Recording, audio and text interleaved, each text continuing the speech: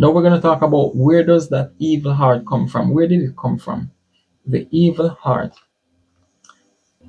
So we're going to deal with where the wicked heart come from. Let's go to the book of 2nd Esdras, chapter 4 and verse 4. It says, whereof if thou canst declare me one, I will shew thee also the way that thou desirest to see, and I shall shew thee from whence the wicked heart cometh. So we're going to know, understand where this wicked heart comes from. Let's go to the book of the Wisdom of Solomon.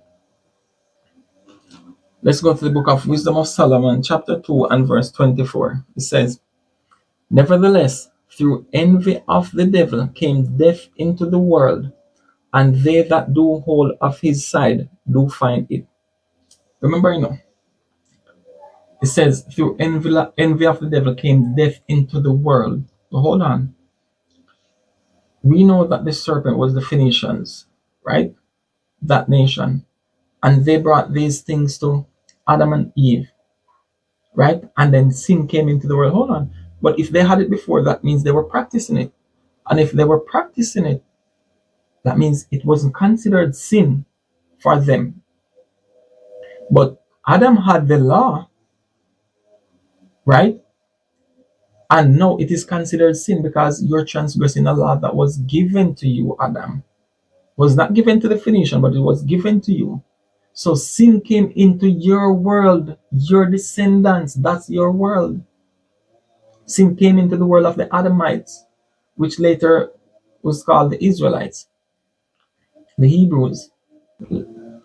Let's go to the book of Genesis, chapter 3 and verse 6. It says, and when the woman saw that the tree was good for food, and that it was pleasant to the eyes, and a tree to be desired to make one wise, she took of the fruit thereof, and did eat, and gave also unto her husband with her, and he did eat. So what is this talking about? When if I have this pen, it belongs to me, it was not given to you, but now you desire this that belongs to me. What is it called? Lust, covet. That's one of the sins that Adam break. Covet.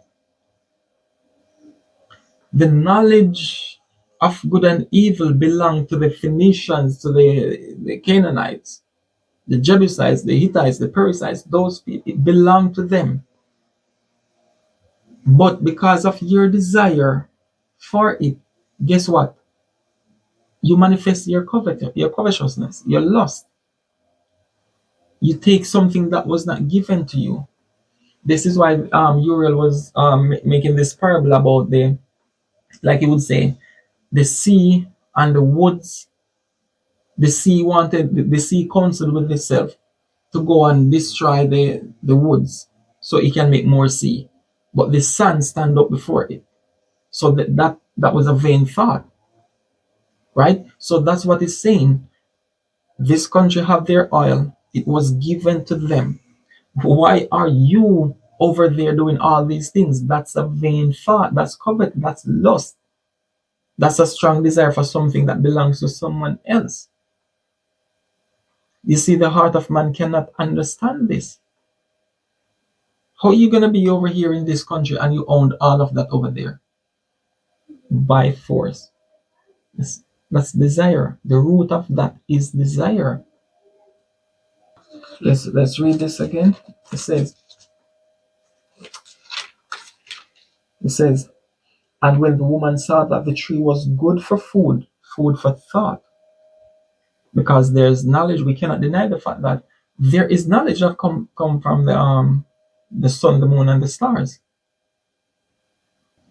You see what they didn't understand, that the sun and the moon and the constellation was given to them for a certain purpose, while it was given to the other nations for other purposes. That's for them. You have no business desiring something that was not given to you.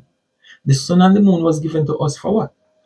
When you see the sun, you can understand the knowledge of when a day starts, when the evening starts, when the evening ends. You'll use the moon and the stars to understand what? When the night starts, when the night ends, you understand months, you understand weeks, as in the seventh day. You use the moon to tell all of that. You use the sun to understand when is the beginning of the year. You use the sun and the moon together to understand the seasons. Okay, now this time is coming on, now I have to prepare. You look at the clouds, you understand, oh, it's going to rain, let me take the clothes from the line. The purpose of the sun and the moon to us is one thing, but to the other nations, it is another thing. How the hell are you going to desire that knowledge? How the hell are you going to do all these practices that the Phoenicians do when that was not given to you? You were to use the moon to know that, okay, this is what now you're going to honor the feast of the Most High. Not to say, okay, we want a baby, this the moon is whatever, and I'm gonna burn incense to for fertility and all. You don't do that. How did you get into that?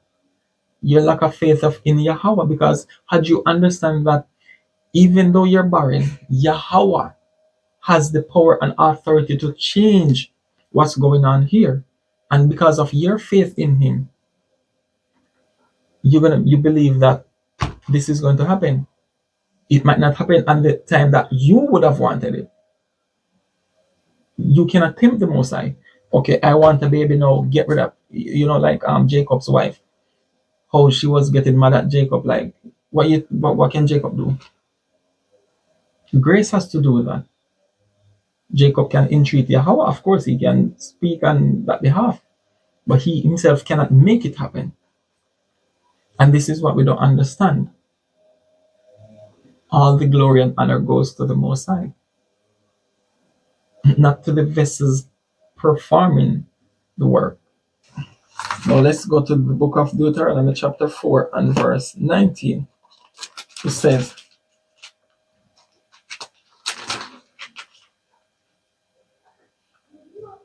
unless thou lift up thine eyes unto heaven, and when thou seest the sun and the moon and the stars, even all the hosts of heaven, shouldest be driven to worship them and serve them, which the Lord thy God hath divided unto all nations under the whole heaven.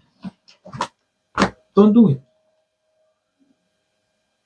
Don't worship the sun as your God.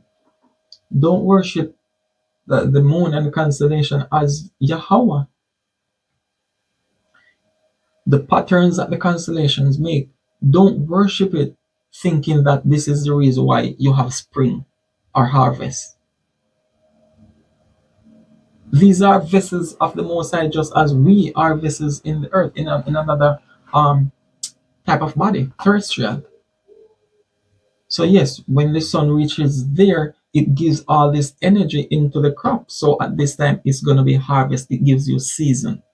So summer, once you see summer coming on, you know that, oh, now I need to harvest my crops. Now I need to do this for this, right?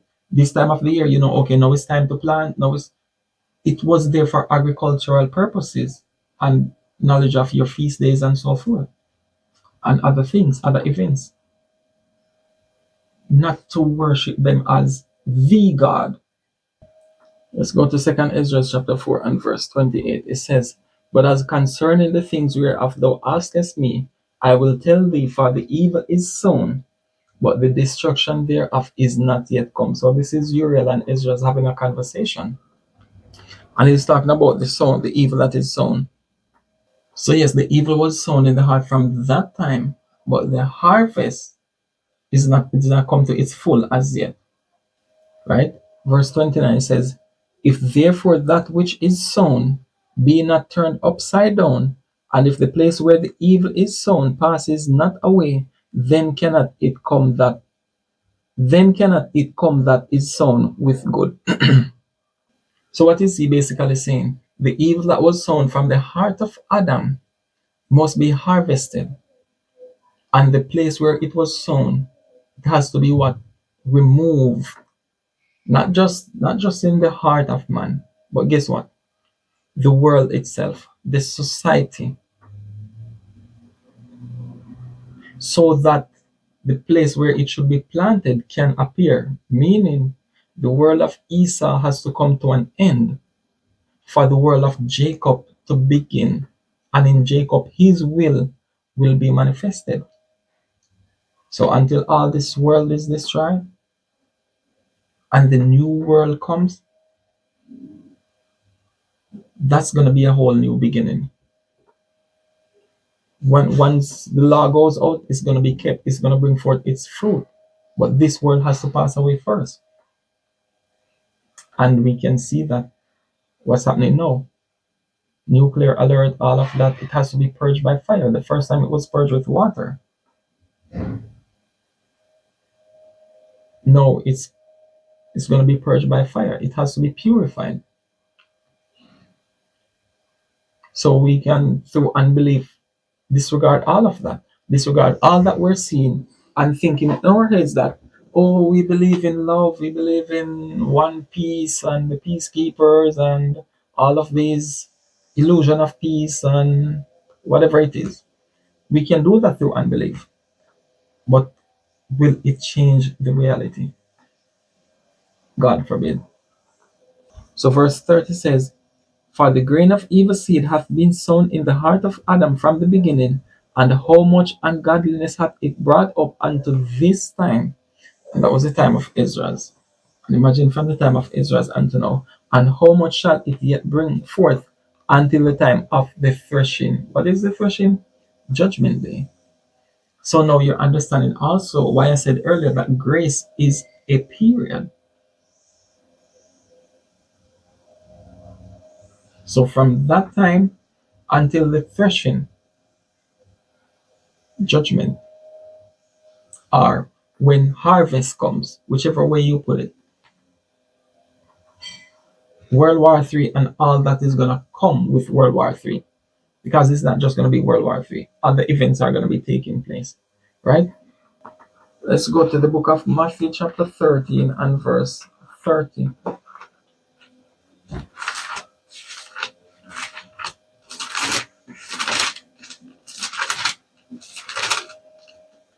It says, let both grow together until the harvest.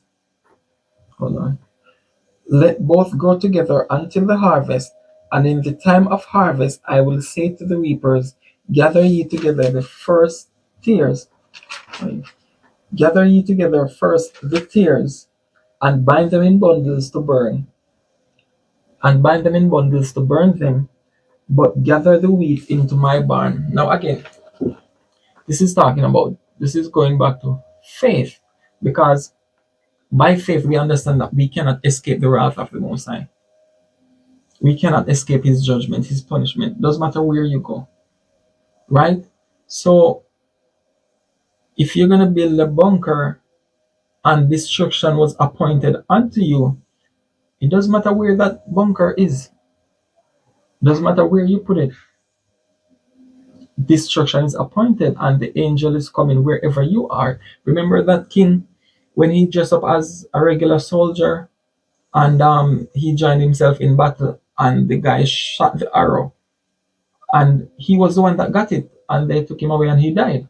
You cannot escape the wrath of the Most High. So we who have faith, we understand that we understand with all those missiles flying over the skies are falling. Guess what? We remember Moses when he went out and fire and hail was coming. Where was Moses? He was in that same place. Nothing happened to him. Faith. We understand that the guys that went into the fiery furnace of Nebuchadnezzar, what happened to them? Faith. We understand what happened to Daniel in the lion's den. Faith. And you can look right throughout all the scriptures. Faith. So why are you worrying about, oh, I need to flee from America, where are you going to go? No, the angels will be there gathering people. So it doesn't matter how the angel appears, whether he comes in, maybe he takes on your vessel and you're starting to do all these things that's going to happen, move people from this point to this point, or you're doing things where people can see and naturally they gravitate to you because that's how the Hebrew world is. You pass through, you cross over, you pick up people, and they cross over are transformed just the same, and you move from one place to the other. That's how it always been. If you're leaving from where you are to say, you know what, I want to go to a different place, that's understandable. But if you're leaving to say you are escaping the wrath of Yahweh, you need to rethink that thought, right? So we need to be aware of our own intentions when we set out to do things, right?